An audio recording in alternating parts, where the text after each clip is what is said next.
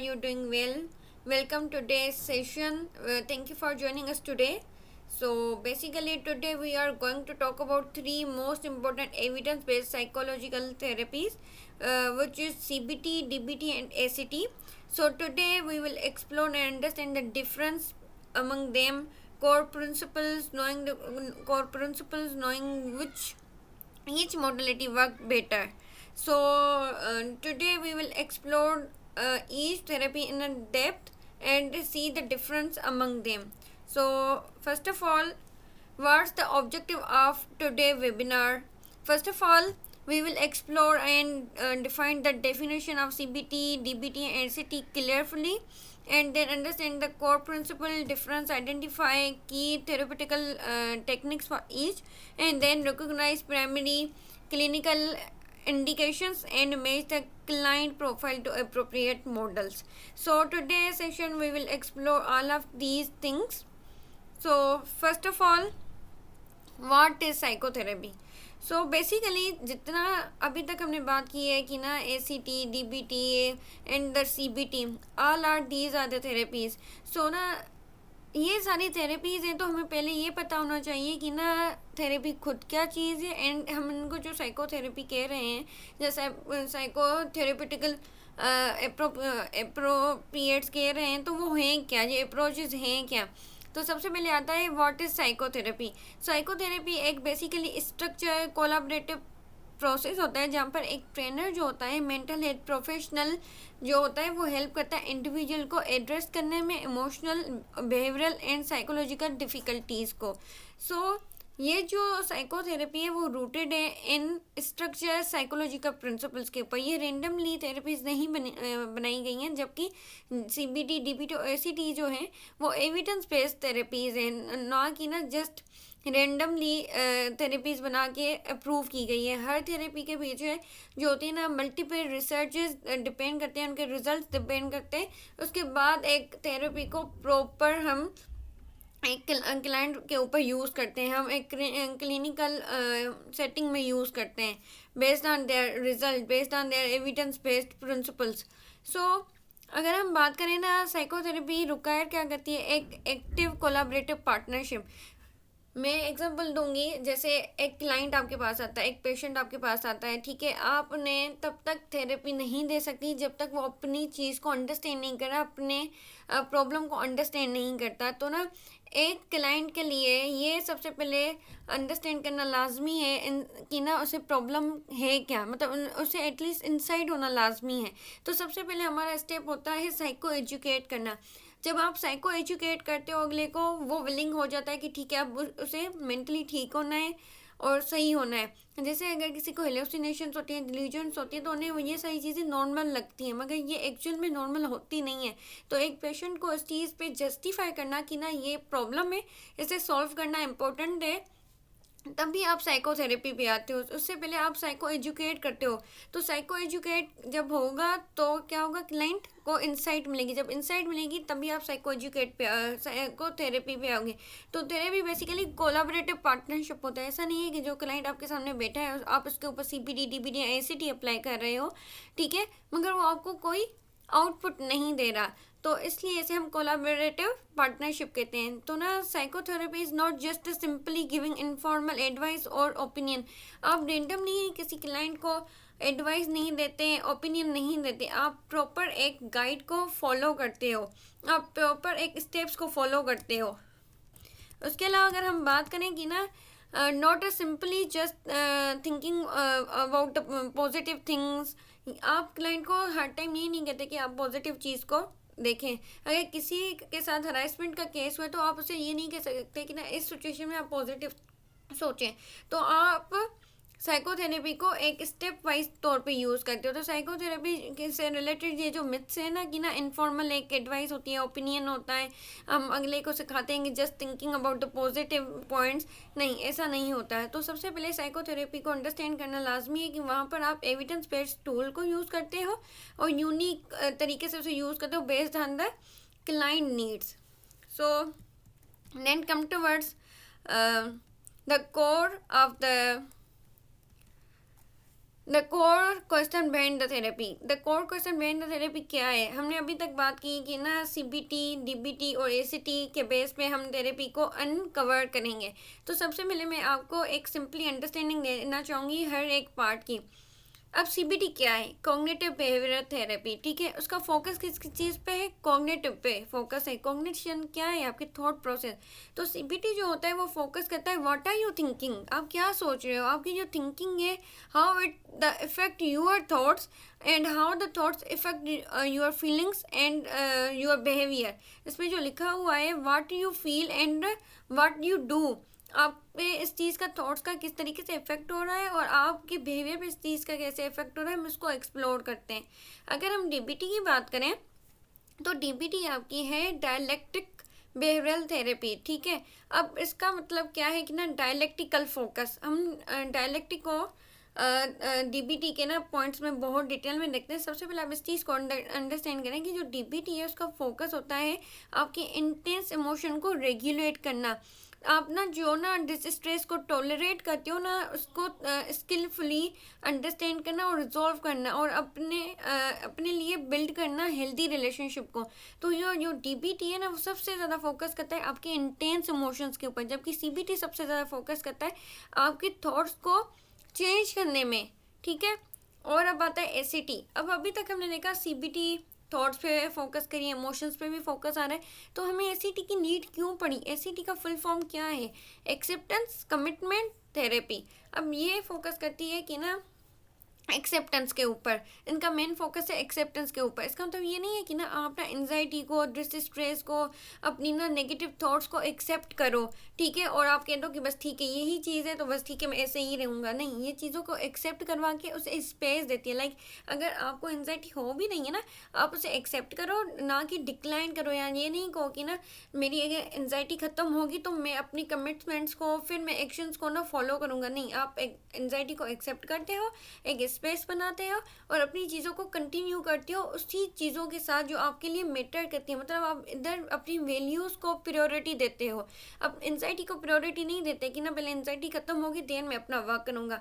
आप एंजाइटी को स्पेस देके अपनी वैल्यूज़ के बेस पे अपनी कमिटमेंट को फॉलो करते हो, ठीक है। तो मतलब एसीटी जो होता है वो साइकोलॉजिकल फ्लेक्सिबिलिटी के ऊपर फोकस करता है। तो अभी तक हमने मेन चीज़ें देख ली, अब हम इन्हें डिटेल में देखते हैं।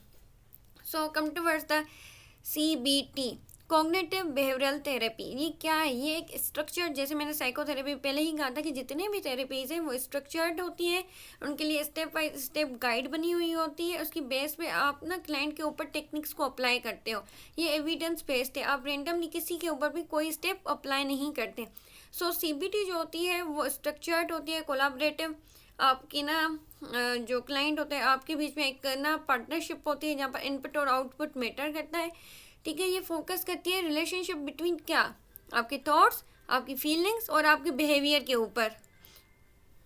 अब जो थॉट्स हैं, फीलिंग्स और बिहेवियर है, ये एक दूसरे के ऊपर इफेक्ट डालते हैं, वाइस वर्सा इफेक्ट डालते हैं, रेसिप्रोकल इफेक्ट डालते हैं। ये नहीं है कि ना थॉट्स फीलिंग पे इफेक्ट डालेगा और फीलिंग बिहेवियर के ऊपर इफेक्ट डालेगा, नहीं। जबकि आप इस पिक्चर में देख सकते हैं कि ना अगर थॉट बिहेवियर के ऊपर भी डाल सकता है, थॉट इमोशंस के ऊपर भी डायरेक्ट इफेक्ट डाल सकता है। ऐसे इमोशन डायरेक्ट थॉट्स के ऊपर इफेक्ट डाल सकती है, ऐसे इमोशन डायरेक्ट बिहेवियर के ऊपर भी इफेक्ट डाल सकती है। जैसे व्हाट यू थिंक वो इफेक्ट करेगा what you act and feel.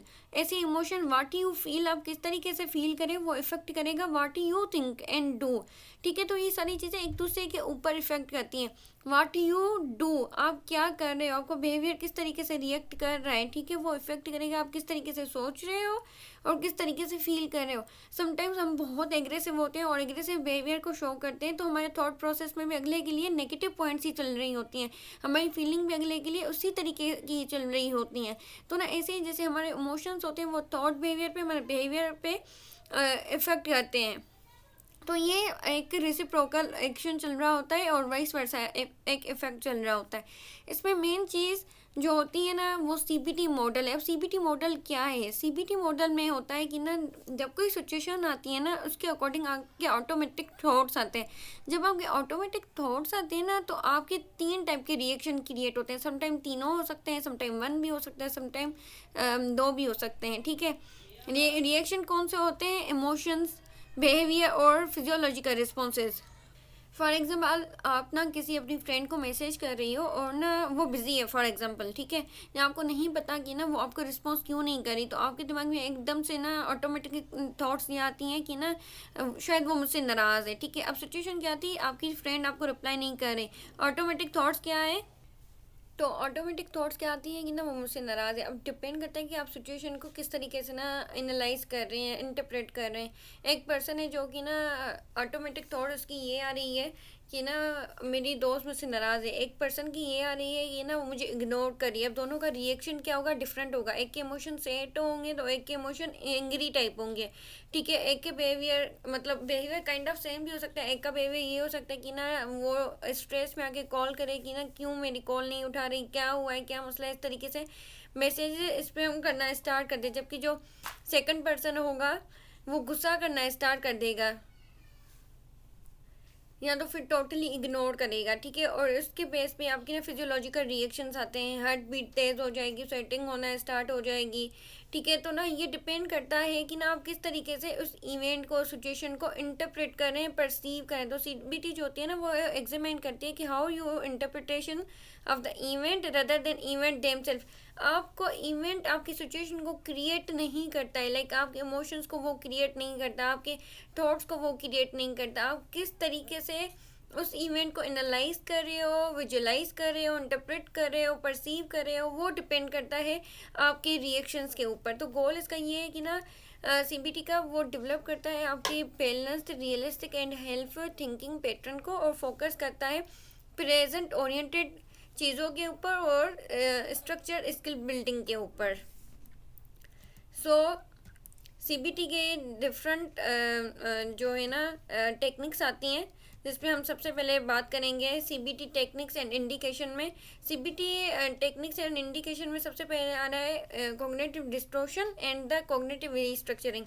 जबकि सीबीटी की टेक्निक्स बहुत ज़्यादा होती हैं, इसकी ना सेपरेट कोर्स भी होता है जिसमें हम ना थॉरोली और डिटेल में देखते हैं कि ना सीबीटी की कौन सी टेक्निक्स हैं, क्या स्टेप्स हैं, किस तरीके से अप्लाई कर सकते हैं, किन किन डिसऑर्डर्स के ऊपर अप्लाई कर सकते हैं। जबकि हमारा जो वेबिनार है उनमें डिफरेंस मैंने देखना है, तो मेन जो टेक्निक है वो इसको मैंने लिया है।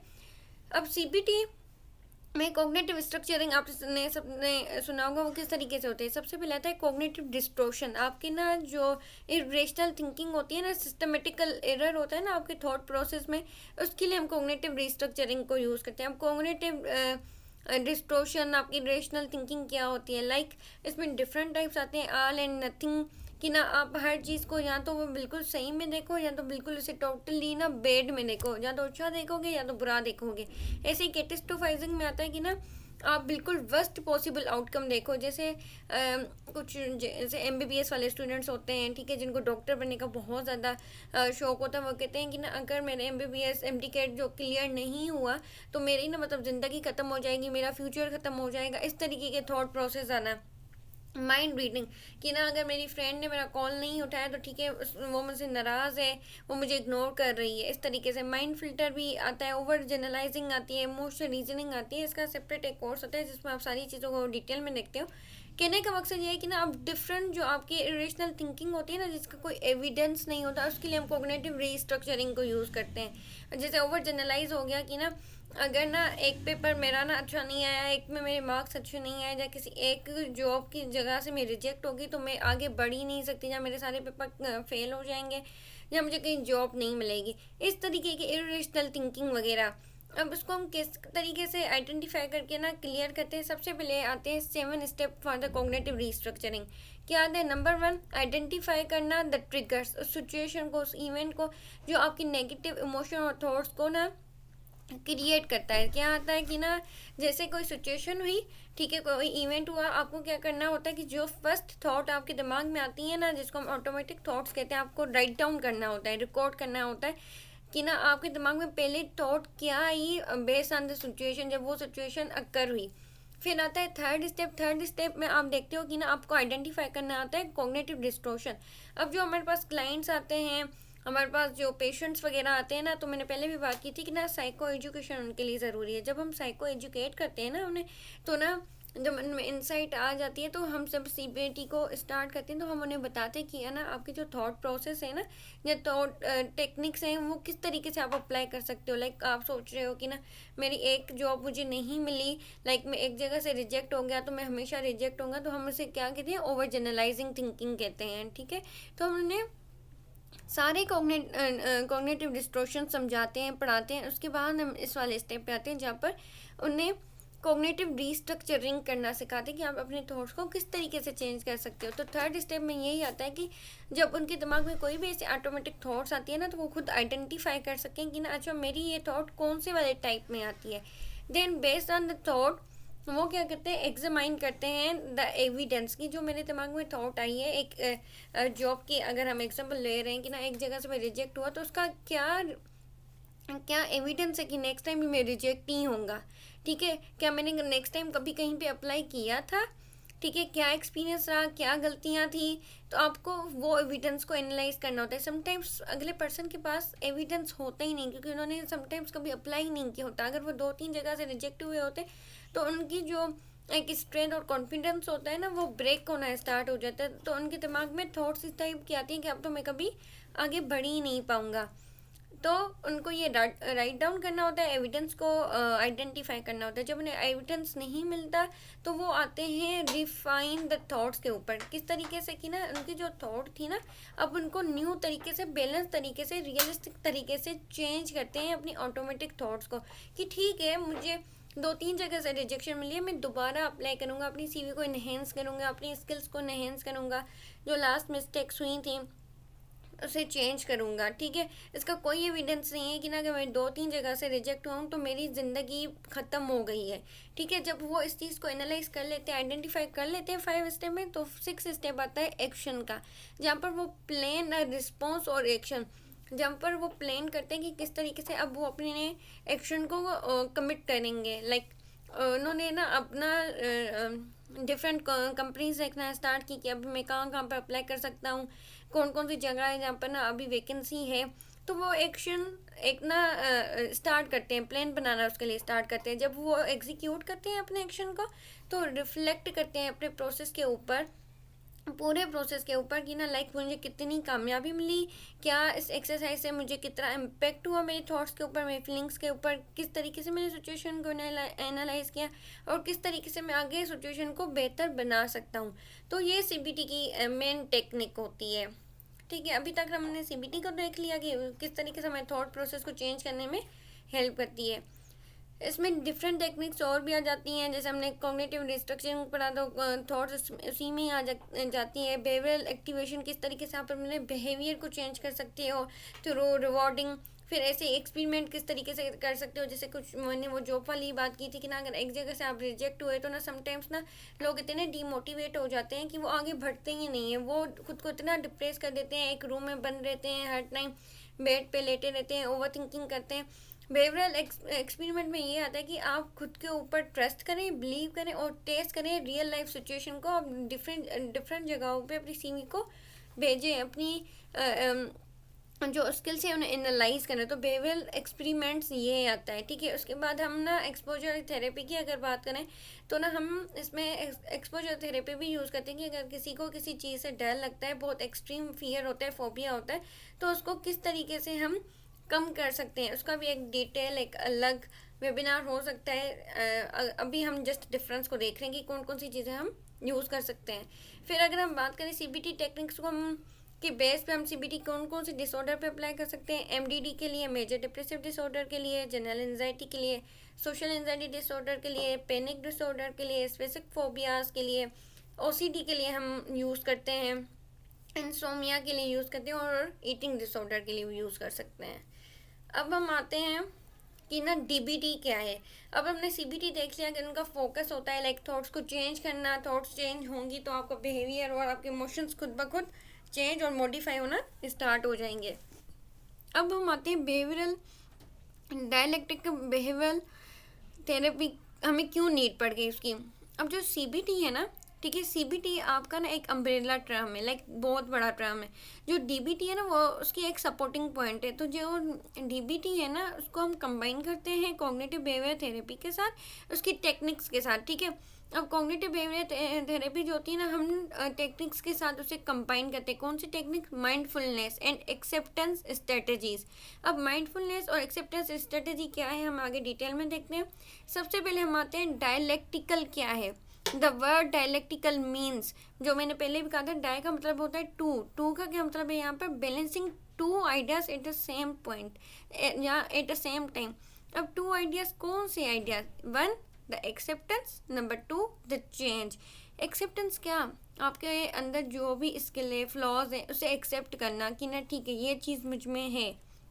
अब उसी सेम पॉइंट पे जब आपने एक्सेप्ट कर लिया ना, तो अब आपके ऊपर मोटिवेशन इतनी नहीं होनी चाहिए कि ना आप चेंज करो अपने अनहेल्दी थॉट्स को या अनहेल्दी इमोशन को या अनहेल्दी बिहेवियर को। तो यहाँ पर डायलेक्टिक का मेन फोकस होता है एक्सेप्ट करवाना एंड चेंज करवाना बिहेवियर को। ठीक है, तो ना जो डीबीटी है ना, ये पीपल्स को हेल्प करती है स्किल्स को बिल्ड करना, अपने इमोशंस को मैनेज करना, जो इंटेंस इमोशंस होते हैं, और अपने रिलेशनशिप को बिल्ड करना और रिड्यूस करना सेल्फ डिस्ट्रक्टिव बिहेवियर्स को। अब हम आते हैं इसकी स्किल्स के ऊपर। अब अगर हम स्किल्स की बात करें ना, ये भी बहुत डिटेल में, डीबीटी का अलग एक कोर्स वगैरह होता है, डिप्लोमास होते हैं, जहाँ पर ना ये जितने भी कोर्स टेक्निक्स लिखी हुई है ना हर स्किल की, वो बहुत डिटेल में पढ़ाई जाती है। हम बेसिक देख लेते हैं इसकी अंडरस्टैंडिंग के लिए कि ना मेन बेसिक क्या क्या है डिफरेंस सीपीटी, डीबीटी और एसीटी में। जैसे हमें अंडरस्टैंडिंग हो कि हम कौन सी सिचुएशन में कौन से क्लाइंट के ऊपर कौन से थेरेपी को यूज़ करना है। सबसे पहले आता है माइंडफुलनेस। माइंडफुलनेस क्या है? माइंडफुलनेस वर्ड से ही पता चल रहा है, be aware of yourself. आपको पता हो कि ना आप कहाँ पर हो, किस मोमेंट पे हो, कौन सा आपका प्रेजेंट मोमेंट है, विदाउट जजमेंटल। मतलब अगर आप एक रूम में बैठे हो ना, तो आपको पता हो कि ना आपके सामने लैपटॉप है, आपके सामने बेड है, सोफ़ा है, वॉटेवर, आप प्रेजेंट मोमेंट में होने चाहिए हो। जैसे आपका पूरा फोकस आपकी प्रेजेंट सिचुएशन पे हो। तो हम एक क्लाइंट को सिखाते हैं कि ना जो जो बहुत ज़्यादा इंटेंस इमोशन उनके ऊपर इफेक्ट कर देते हैं, ओवर थिंक कर देते हैं ना, तो ना उनको माइंडफुलनेस सिखाई जाती है। इसमें डिफरेंट टेक्निक्स होती हैं, जहाँ पर wise mind, observe, describe, participate, non judgmental, one mindfully and effectively. ये टेक्निक्स है, डीप टेक्निक्स हैं, ठीक है, उनको स्टेप बाय स्टेप सिखाई जाती हैं। फिर आते हैं डिस्ट्रेस टॉलरेंस। लेकिन डिस्ट्रेस टॉलरेंस का क्या मतलब है? यहाँ पर हम एक क्लाइंट को सिखाते हैं कि ना जब इंटेंस सिचुएशन हो ना, इंटेंस क्राइसिस वाली सिचुएशन हो, तो आप किस तरीके से उसे मैनेज कर सकते हो। मैनेज करते हुए अपनी वर्स्ट पॉसिबल आउटकम को डिक्रीज कर सकते हो। ठीक है, इसमें कोर टेक्निक्स होती हैं stop, tape, self smoothing and the radical acceptance, improve, cons and prawns. ठीक है, दिस स्टॉप एट, इनकी फुल फॉर्म्स हैं, इनकी फुल स्टेप्स हैं जो कि फॉलो किए जाते हैं, जो सिखाए जाते हैं जिससे स्ट्रेस टॉलरेंस को इनके स्किल्स को बिल्ड करने में। फिर आता है इमोशनल रेगुलेशन। अब जब हम बात बार बार कर रहे हैं कि जो डीबीटी है वो मोर फोकस करते हैं आपके इमोशन, इंटेंस इमोशन को रिड्यूस करने में, तो जाहिर सी बात है इधर इमोशनल रेगुलेशन की तो 100% बात होगी। देखिए, माइंडफुल आपका होगा, आप प्रेजेंट मोमेंट में होंगे, तभी आप इमोशंस को कंट्रोल कर सकते हो। Based on past thoughts, future thoughts, आपके जो इमोशंस होते हैं ना वो और ज़्यादा इंटेंस होते हैं। तो इसलिए सबसे पहले इम्पोर्टेंट है एक पर्सन को माइंडफुल होना।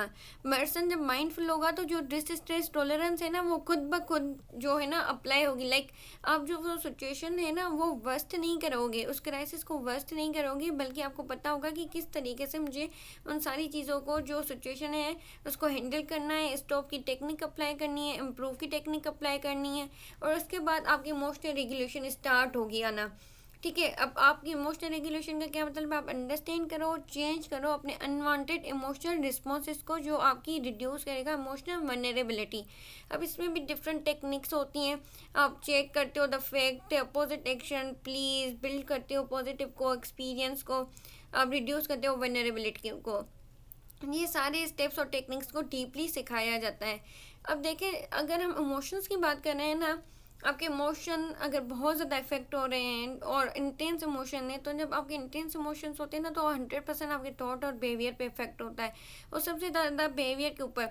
जब आपका बिहेवियर बहुत ज़्यादा डिस्टर्ब होगा तो आपके इंटरपर्सनल जो रिलेशनशिप्स होंगे ना वो इफेक्ट होना स्टार्ट होंगे।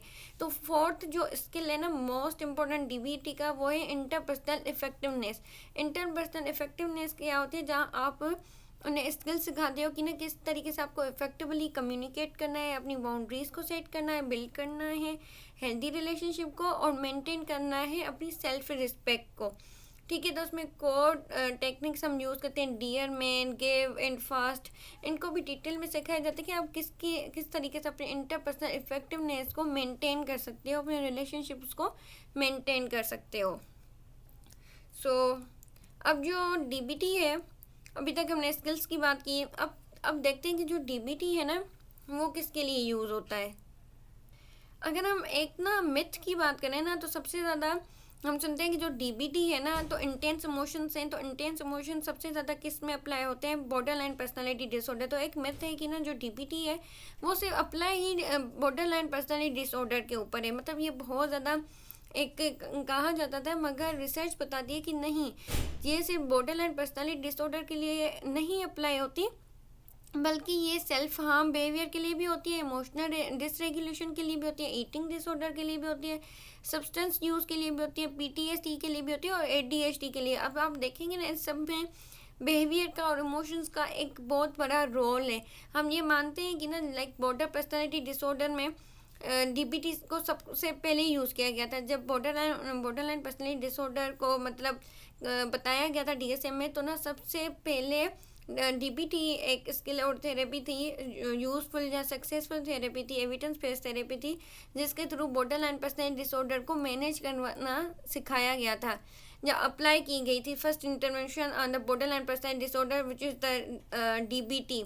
मगर डीबीटी जो है वो जो बिहेवियर से रिलेटेड, इंटेंस इमोशन से रिलेटेड चीज़ें हैं ना, या डिसऑर्डर्स हैं, उनके ऊपर भी अप्लाई होता है। लाइक आप सब्सटेंस यूज़ का ही देख लें, जब एक पर्सन ड्रग्स में, सब्सटेंस अब्यूज़ में बहुत ज़्यादा इंड्यूस होता है, तो उनके बिहेवियर इमोशंस बिल्कुल उनके कंट्रोल में नहीं होते। उनके इमोशंस की वजह से उनके बिहेवियर थॉट पे सबसे ज़्यादा इफेक्ट आता है। वही जो मैंने बात आपको साइकोथेरेपी में बताई थी या सीबीटी में बताई थी, कि आपके ये पैटर्न नहीं है कि थॉट्स आपकी फीलिंग्स और बिहेवियर पे इफेक्ट करेगा। समटाइम्स आपके इंटेंस इमोशंस या आपके बिहेवियर और थॉट के ऊपर इफेक्ट करते हैं। तो इसमें हमें बताया जाता है डीबीटी में कि किस तरीके से आपके इमोशंस आपकी ना बिहेवियर और थॉट्स को इफेक्ट कर रहे हैं। And then come towards ACT, acceptance commitment therapy. अभी तक हमने देखा कि ना लाइक सीबीटी क्या है, डीबीटी क्या है। अब ये दो चीज़ें आ गई तो हमें ना ACT की नीड क्या पड़ी। जैसे सीबीटी है ना, मैं आपको सिंपली अंडरस्टैंड करवाऊँ, सीबीटी में ये माना जाता है कि जो आपके थॉट प्रोसेस है ना, उनको सबसे पहले ना ट्रैकल डाउन किया जाएगा, उन्हें चेंज किया जाएगा, तभी आपकी फीलिंग्स और बिहेवियर को आप कंट्रोल कर सकते हो और मैनेज कर सकते हो। अगर किसी को एंजाइटी हो रही है, किसी के नेगेटिव बिलीव्स हैं, थॉट्स हैं, जब तक वो रिमूव नहीं होंगे तब तक आपकी फीलिंग्स और जो बिहेवियर है ना वो इम्प्रूव नहीं होंगे। मगर बेस्ड ऑन द ACT, जो कि थर्ड वेव सीबीटी है, उनका कहना है ओके, सो जो ACT है वो थर्ड वेव ऑफ सीबीटी है, तो ना हमें इसकी नीड क्यों पड़ गई। तो ना ACT जो है ना वो फोकस करती है कि ना ज़रूरी नहीं है कि जो आपकी एंजाइटी है, आपके ना डिसस्ट्रेस थॉट्स हैं, वो कम्प्लीटली ख़त्म होंगे तो आप ना कमिटमेंट एक्शंस की तरफ जा सकते हो। इवन दो कि आपको पता है कि ना आपके ना एक थॉट प्रोसेस में इफेक्ट वो प्रॉब्लम चल रहा है, या फिर ना आपकी एंजाइटी का प्रोसेस आपके साथ कंटिन्यू चल रहा है, तो ना आप उसको साथ लेके हुए भी अपनी कमिटमेंट इश्यूज़ को अप्लाई कर सकते हो या एक्शन ले सकते हो। अब इसका क्या मतलब है, इसको हम डिटेल में देखते हैं स्टेप्स के थ्रू। सबसे पहले आप इसको अंडरस्टैंड करें, जो ACT है ना वो फिलोसॉफिकली चीज़ों के ऊपर बेस करती है, उसका कोर फिलोसॉफिकली है। ठीक है, किस तरीके से ये साइकोलॉजिकल फ्लेक्सिबिलिटी के ऊपर फोकस करता है। जैसे सीबीटी है वो के उनके अकॉर्डिंग जब तक आपके थॉट्स चेंज नहीं होंगे तब तक कोई चीज़ सही नहीं हो सकती। मगर ये कह रहे हैं कि ना साइकोलॉजिकल फ्लेक्सिबिलिटी इंपॉर्टेंट है, किस तरीके से कि ना इवन दो कि आपके थॉट प्रोसेस बहुत ज़्यादा डिस्ट्रेसिंग है ना, आप उन्हें एक्सेप्ट करें, उन्हें एक रूम दें, ठीक है, स्पेस दें और अपनी चीज़ों को कंटिन्यू रखें। अब ACT को हम एक्ट भी प्रोनाउंस कर सकते हैं, जहाँ पर बताया जा रहा है कि ना आप अपने फोकस को शिफ्ट करते हो from changing the thought content to alternating your relationship with your thoughts, आप अपने थॉट कंटेंट के साथ अपने रिलेशनशिप्स को चेंज कर सकते हो। किस तरीके से? जैसे एक्सेप्टेंस का मतलब ये नहीं है कि ना आप चीज़ों को एक्सेप्ट करते हो, लाइक मैं एंजाइटी को एक्सेप्ट करता हूँ और मुझसे कुछ नहीं हो सकता और आप ना गिव अप कर देते हो, नहीं। एक्सेप्ट का मतलब ये है कि stop fighting unavoidable inner discomfort. आप चीज़ों को एक्सेप्ट करो, उसके साथ लड़ना स्टार्ट मत करो, ठीक है। लड़ना किस तरीके से कि उसके लिए एविडेंस कलेक्ट करना और ना पहले ना अपनी थॉट्स को रिमूव करना, देन अपने एक्शंस को कमिट करना, नहीं।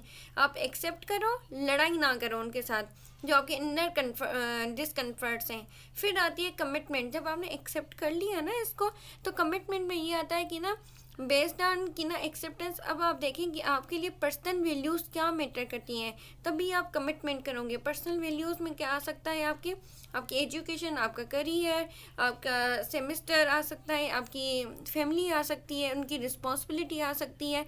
तो आप चीज़ों को एक्सेप्ट करने के बाद भी एक्शंस को फॉलो करते हो based on your personal values, जिनको हम कहते हैं कमिटमेंट्स। अब इन्हें हम स्टेप वाइज देखते हैं, फिर हमें एक क्लियर पॉइंट आ जाएगा कि एसीटी की नीड हमें क्यों पड़ी जबकि हमारे पास सीबीटी थी। तो सबसे पहले इसका आता है एसीटी 6 कोर प्रोसेस। इसमें दो एक ब्रांचेस टाइप आप हम कह सकते हैं या पार्ट्स कह सकते हैं। इसमें दो आते हैं, openness and awareness, and then second point आता है action and values. Openness awareness में 3 पॉइंट्स हैं, एक्शन एंड वैल्यूज़ में भी 3 पॉइंट्स हैं। ओपननेस एंड अवेयरनेस क्या है? ओपननेस और अवेयरनेस से ही पता चल रहा है कि किसी चीज़ को एक्सेप्ट करना और उसके लिए अवेयर होना और ओपनली बातचीत करना या ओपनली एक्सेप्ट करना। सबसे पहले आता है एक्सेप्टेंस। एक्सेप्टेंस का मतलब है अपने पेनफुल थॉट एंड फीलिंग्स को एक्सेप्ट करें, उनके लिए एक रूम बनाएं। ठीक है कि ना कल मेरा पेपर है, मुझे ये थॉट्स आ रही हैं कि मैं फेल हो जाऊंगी या हो जाऊंगा, मुझे सेमेस्टर नहीं होगा। आप इस चीज़ को क्या करें? एक्सेप्ट करें कि ठीक है, ओके, मेरे दिमाग में ये थॉट्स चल रही हैं। नेक्स्ट स्टेप आता है कॉग्निटिव डिफ्यूजन। कॉग्निटिव डिफ्यूजन क्या होता है? जहाँ पर आप थॉट्स को एज अ मेरे वर्ड्स लेते हो, not the fact. As a मेरे वर्ड्स का क्या मतलब है कि ना आप यहाँ पर सोचो कि जो मेरी सोचें हैं ना, ये जस्ट सोच है, ये कोई फैक्ट नहीं है, ये कोई एविडेंस नहीं है, ये कोई रियलिटी नहीं है कि मैं फेल हो जाऊँगा, ठीक है। ये इट्स जस्ट अ थॉट, इसको थॉट एज अ थॉट ही लेना है। फिर आता है प्रेजेंट मोमेंट। प्रेजेंट मोमेंट आपके लिए इम्पोर्टेंट चीज़ है कि आप अवेयर हो, माइंडफुल हो अपने इर्द गिर्द की चीज़ों से। प्रेजेंट मोमेंट का क्या मतलब है कि ठीक है, अब मेरे पास टाइम है, मेरे पास लैपटॉप है, बुक है, ठीक है, सोफ़ा है, पर्सनल रूम है या वॉटेवर स्पेस है, अभी मेरे पास टाइम है, मैं अपनी स्टडी को करते हुए, अपने कंटेंट को कवर करते हुए अपने सेमेस्टर को, अपने पेपर्स को बचा सकता हूँ, ठीक है। समटाइम्स हम बैठे हुए थे, हम कहते हैं कल पेपर है, क्या होगा, तो एकदम से इमेजिनेशन, विजुअलाइजेशन होना ना दिमाग में स्टार्ट हो जाती है कि ना आपको लगता है मेरा सेमेस्टर मेरे हाथों से जा रहा है, मेरा जो कोर सब्जेक्ट है साइकोलॉजी का वो ख़त्म हो जाएगा, मैं इसमें फ़ेल हो जाऊंगा, मेरा टाइम वेस्ट हो जाएगा। तो बहुत डिफरेंट टाइप की इमेजिनेशन आपके थॉट्स के साथ आना स्टार्ट होती हैं। आपको क्या करना है, 2 मिनट जस्ट अपने आप को ना माइंडफुल करना है, सारी चीज़ों से को ना एक साइड पे रखते हुए जस्ट फोकस करेंगे। इस टाइम आप कहाँ पर बैठे हो? आप सोफ़ा पे हैं, बेड पे हैं, चेयर पे हैं, डेस्क पे हैं, और फोकस करेंगे इस टाइम आपके पास अवेलेबिलिटी क्या है, किस चीज़ों की अवेलेबिलिटी है। आप उस चीज़ों को पिक करें और अपनी स्टडी को स्टार्ट करें। प्रेजेंट मोमेंट में आप कहेंगे इवन तो कि मेरे ये थॉट्स हैं, मगर स्टिल मैं पढ़ाई करूँगा या करूँगी 30 मिनट्स, 40 मिनट्स, 1 और 2, और मैं अपनी सिलेबस को कंप्लीट करते हुए अपनी चीज़ों को स्टिल बचा सकता हूँ, ठीक है। जब आपको प्रेजेंट मोमेंट का पता चल जाएगा कि आपका प्रेजेंट मोमेंट आपके कंट्रोल में है, तो आप नेक्स्ट स्टेप की तरफ जाओगे, जिसमें आते हैं action and values. Action and values में क्या आता है? Self as a context. Self as a context क्या है? जहाँ पर आप जस्ट अपने माइंड में जो थॉट्स चल रही होती है ना, उन्हें ऑब्जर्व करते हो, ठीक है। ऑब्जर्व करते हो कि ना आप ये नहीं कहते कि मैं फेलियर हूँ, आप कहते हो कि मेरे दिमाग में ये सोच चल रही है कि ना मैं एक फेलियर हूँ, मगर मैं एक्चुअल में हूँ नहीं। क्योंकि एक इंसान है तो सोचे हैं, एक इंसान नहीं होगा तो थिंकिंग नहीं होगी उसकी। अगर आप हैं तो आपके साथ आपकी ना थॉट प्रोसेस हैं, अगर आप ही नहीं रहेंगे आपके साथ आपकी थॉट प्रोसेस भी टोटली ख़त्म। तो आपको इस चीज़ को अंडरस्टैंड करना है कि ना आप थॉट्स नहीं है, आप हैं तो थॉट्स हैं। अपने थॉट्स को फैक्ट ना बनाएं, अपने थॉट्स को जस्टिफाई ना करें कि येस अगर मेरे दिमाग में आ रहा है कि मैं फेलियर हूँ तो हाँ आप हैं। नहीं, आप कहें कि ये मेरी जस्ट एक थॉट प्रोसेस में आ रहा है कि ना मैं एक फेलियर हूँ, जो कि मैं नहीं हूँ। ठीक है, सेल्फ एज अ कॉन्टेक्स्ट, इसको इस चीज़ को अंडरस्टैंड करना है, अपने थॉट प्रोसेस को अंडरस्टैंड करना है। जब आपने ये अंडरस्टैंड कर लिया, देन आता है वैल्यू एंड क्लास क्लेरिफिकेशन। क्या आता है कि ना आप यहाँ पर डिफाइन करोगे कि what really matter to you, आपके लिए क्या मैटर करता है। आपके लिए ये मैटर करता है कि ना एंजाइटी पहले मेरी ख़त्म होगी, मेरे थॉट प्रोसेस ठीक होंगे तो मैं पढ़ाई स्टार्ट करूँगा, या आप उनको एक्सेप्ट करेंगे कि ठीक है इनको मैं कंट्रोल नहीं कर सकता, ये ऑटोमेटिक है, इनको मैं स्पेस दूंगा और जो मेरे लिए मैटर कर रहा है इस टाइम स्टडी में उसे कंटिन्यू रखूँगा। जब आपको डिसाइड कर लोगे ना कि मेरे लिए मेरा करियर सेमेस्टर, मेरी ना फैमिली जिन्होंने मुझे यहाँ पर पढ़ने के लिए भेजा है वो मैटर करता है, तो ना आप उन सारी चीज़ों को एक्सेप्ट करोगे। ये फर्स्ट पॉइंट को एक्सेप्ट करने के बाद आप अपनी वैल्यूज़ को डिफाइन करने के बाद कमिटमेंट एक्शन की तरफ आओगे, जहाँ पर आप कंक्रीट स्टेप्स की तरफ जाओगे और अपनी फियर को डिस्पाइट करोगे। तो ये मेन चीज़ें होती हैं जहाँ पर एसीडी बताता है कि even though you have anxiety, मगर आप स्टेप ले सकते हो अपने लिए। जैसे सीबीटी था ना, सीबीटी फोकस कर रहा है कि नहीं, पहले आपकी कंप्लीट थॉट्स चेंज हो, उसके लिए आप एविडेंस कलेक्ट करो कि वो सही है या नहीं है, तब आप एक्शन अपने बिहेवियर को, फीलिंग को चेंज कर सकते हो। यहाँ पर ये है कि अपने बिहेवियर और फीलिंग्स को आप एक्सेप्टेंस के साथ भी चेंज कर सकते हो। जब आप एक्सेप्ट करोगे, कंटिन्यू स्टडी करोगे, जैसे जैसे आपकी स्टडी होगी, आपका सिलेबस कवर होगा, तो आप नॉर्मलाइज होना स्टार्ट होंगे। कुछ स्टूडेंट होते हैं जो मैंने पर्सनल देखे हैं, जो आते हैं मेरे पास, वो कहते हैं कि मुझे एनजाइटी हो रही है इसलिए मैं पढ़ नहीं पा रही। तो ना एक ऐसा ही केस था जो आया था कि मैं पढ़ नहीं पा रही और उसने रोना स्टार्ट कर दिया। तो मैंने ये कहा कि ना क्यों नहीं पढ़ पा रही, आप कह रही हैं कि मैंने पढ़ा नहीं और मैं फेल हो जाऊंगी, इसका कोई एविडेंस ही नहीं है ना। ठीक है, तो आप सबसे पहले इस चीज़ को एक्सेप्ट करो कि ठीक है, आपका जो कल का कोर्स है या कल का पेपर है वो बहुत ज़्यादा डिफ़िकल्ट है, मगर आप स्टेप लो उसके साथ। आप ये नहीं कहो कि पहले मैं नॉर्मलाइज हो जाऊँ और देन आप स्टडी को कंटिन्यू करो। अपनी एंजाइटी को, अपनी फियर को एक्सेप्ट करो और स्टडी को कंटिन्यू करो। इस तरीके से भी आप अपने चीज़ों को मेंटेन कर सकते हो। आपको ज़रूरी नहीं है कि हर टाइम एक सीबीटी की नीड हो, इतने बड़े प्रोसेस की नीड हो। समटाइम्स स्टूडेंट को इन चीज़ों की नीड नहीं होती, समटाइम्स स्टूडेंट्स को जस्ट एक्सेप्टेंस की नीड होती है। सो इसके लिए एसीटी बेसिकली दिया गया है। अब हम देखते हैं कि ना हम कहाँ पर इसे यूज़ कर सकते हैं। एंजाइटी डिसऑर्डर में, general anxiety, social panic disorder में, डिप्रेशन में, ओसीडी में, क्रोनिक पेन में, पीटीएसडी में, स्ट्रेस बर्नआउट में। ठीक है, तो यहाँ पर भी आप उन्हें एक्सेप्टेंस जब दिलाओगे ना, तो ना कमिटमेंट इश्यूज़ के थ्रू, अपनी वैल्यूज़ के थ्रू अपनी चीज़ों को चेंज कर सकते हैं। तो बेसिकली एसीटी का मेन फोकस ही आपकी वैल्यूज़ के ऊपर होता है कि आप किस चीज़ों को वैल्यू देते हो और उसके हिसाब से आप कमिटमेंट करते हो। सो मेन अगर हम डिफरेंस देखें, मेन सीबीटी का डिफरेंस क्या है कि ना वो मॉडिफाई करता है आपके इरेशनल थॉट्स को और बिहेवियर को, जबकि डीबीटी क्या करता है, आपके इमोशंस के को रेगुलेट करने में हेल्प करता है। और ना क्राइसिस होती है ना, उसमें किस तरीके से आपको सर्वाइव करना है, अपने रिलेशनशिप को बिल्ड करना है, मेंटेन करना है, वो हमें सिखाता है। और एसीडी बताता है साइकोलॉजिकल फ्लेक्सिबिलिटी, जो मैंने बताया कि ना इवन दो कि मुझे एंजाइटी है, मुझे इश्यूज़ है, थॉट प्रोसेस है, मैं इफेक्ट हूँ इस चीज़ों से, उसे एक्सेप्ट करो, उसे स्पेस दो। जब एक्सेप्ट करेंगे ना, आपके दिमाग में एक अलग से ही ना उनका स्पेस बनना स्टार्ट हो जाता है। लाइक आप जब एक्सेप्ट ही नहीं करोगे कि आप में ये फ्लॉ है, तो आप उसे सही भी नहीं कर सकते। जैसे एक पेशेंट है जो एक्सेप्ट ही नहीं करेगा कि ना उसे ये इशू है, कि ना उसे डिल्यूजन है, हेलोसिनेशन है, जो कि एक्चुअल में हमें नज़र नहीं आ रही, जस्ट उससे ही फील हो रहे हैं या रियलाइज़ हो रहे हैं। तो तब जब तक उसे इंसाइट नहीं होगी तब तक वो किसी भी रिकमेंडेशन के ऊपर अपनी चीज़ों को नहीं लेके आएगा, वो हमारी चीज़ों पे अमल नहीं करेगा। इसलिए एक क्लाइंट के लिए भी जब एक्सेप्टेंस इतनी इंपॉर्टेंट है ना, इंसाइट इंपॉर्टेंट है, ऐसे ही हमारे लिए भी एक्सेप्टेंस और इंसाइट इंपॉर्टेंट है।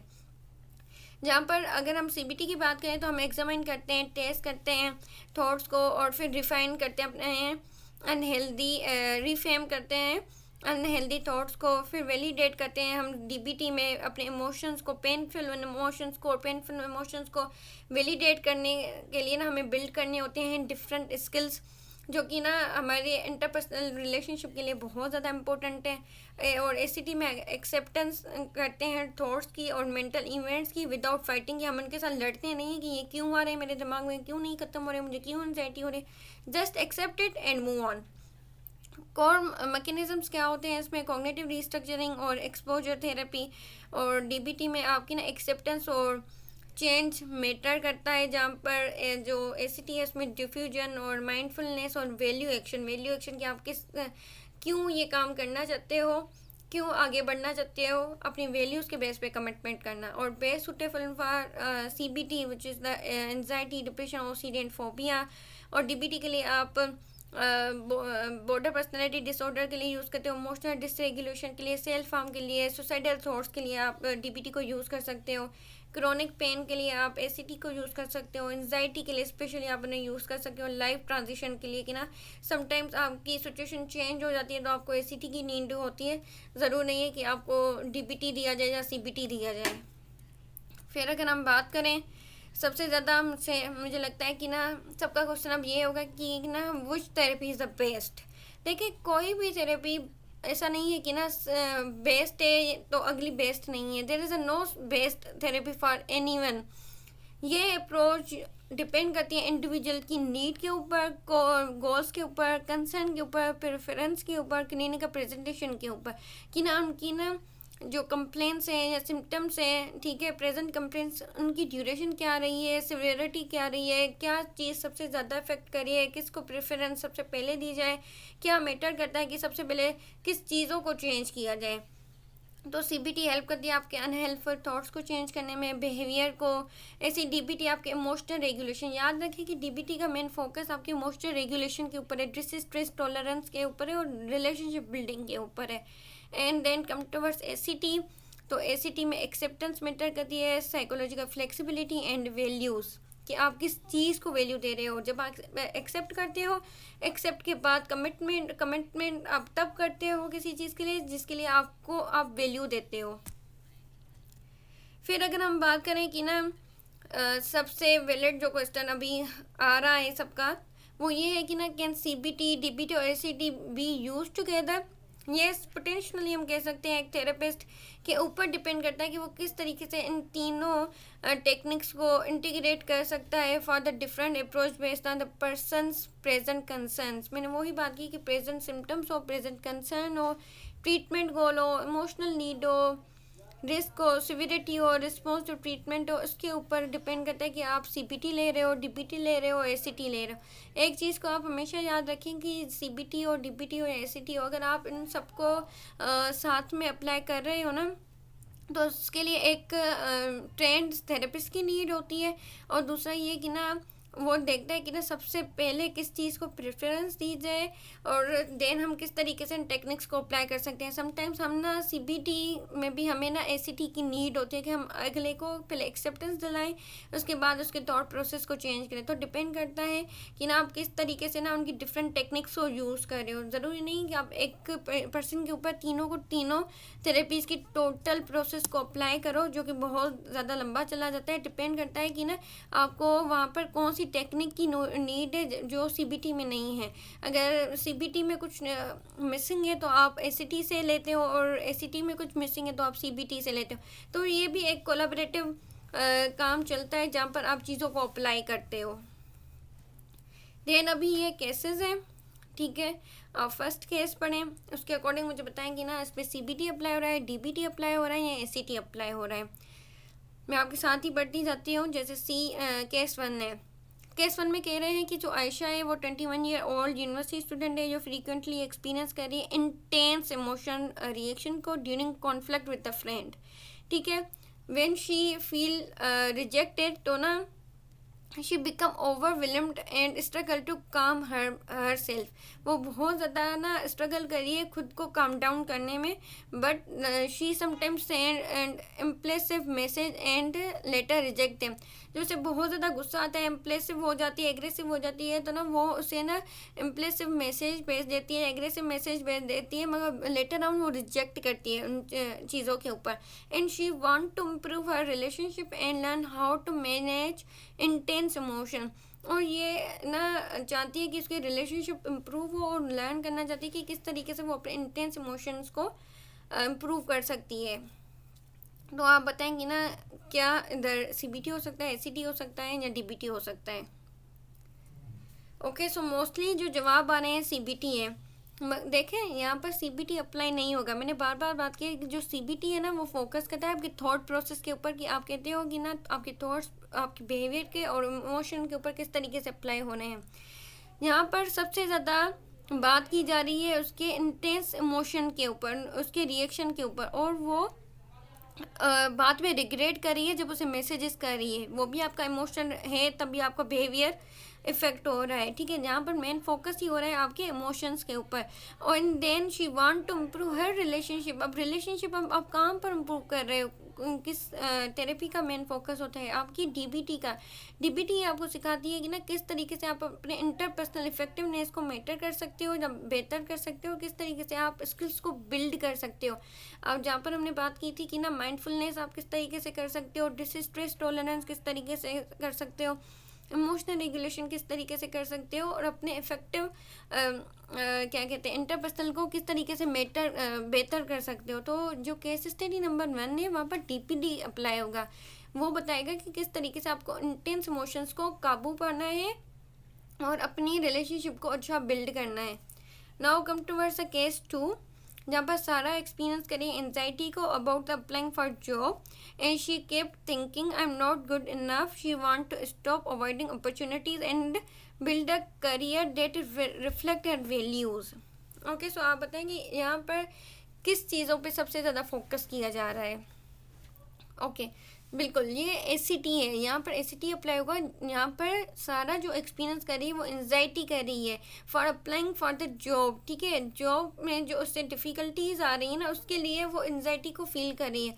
जहाँ पर वो थिंक कर रही है कि आई एम नॉट गुड इनफ, जहाँ पर वो सोच रही है कि ना मैं गुड इनफ नहीं हूँ, मगर वो इन चीज़ों को अवॉइड करते हुए, चीज़ों को एक्सेप्ट करते हुए, अपनी अपॉर्चुनिटीज़ को देखते हुए अपनी करियर को बिल्ड करना चाहती है, उसके करियर को बिल्ड करना चाहती है, क्योंकि उसका करियर ही उसके रिफ्लेक्शन है फॉर हर वैल्यूज़। तो यहाँ पर आपकी एसीटी अप्लाई होगी, जहाँ पर आप उसे एक्सेप्टेंस, कमिटमेंट, एक्शंस वगैरह सिखाओगे। अब आते हैं case number 3, consistently thinking I am going fail before exam, ठीक है। जो मैंने पहले भी इस टाइप के एग्जाम्पल्स दिए थे कि ना एक पर्सन बार बार सोचा है कि ना मैं फेल हो जाऊंगी before exam. He avoid study because he feel overwhelmed, which increases anxiety and reinforces his belief that he can't success.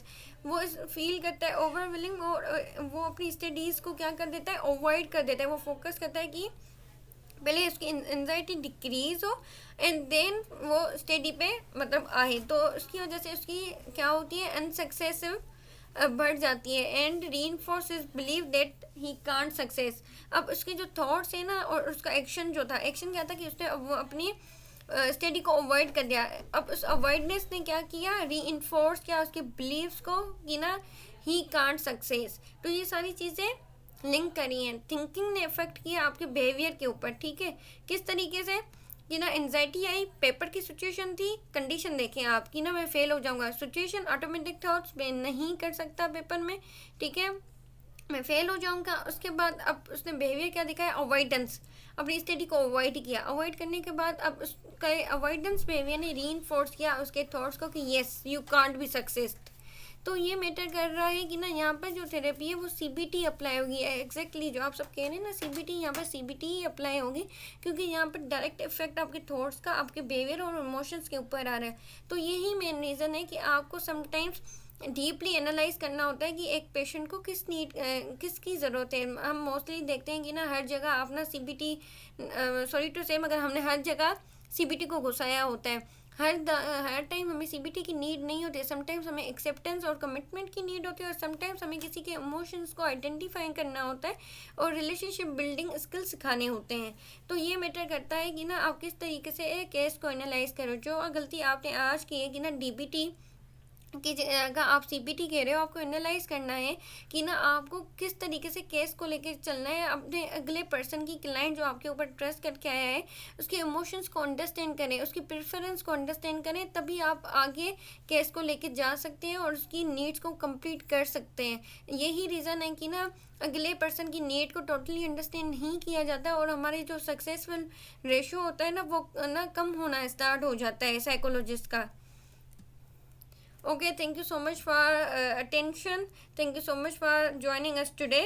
अगर अभी आपको किसी को सवाल है तो आप पूछ लें।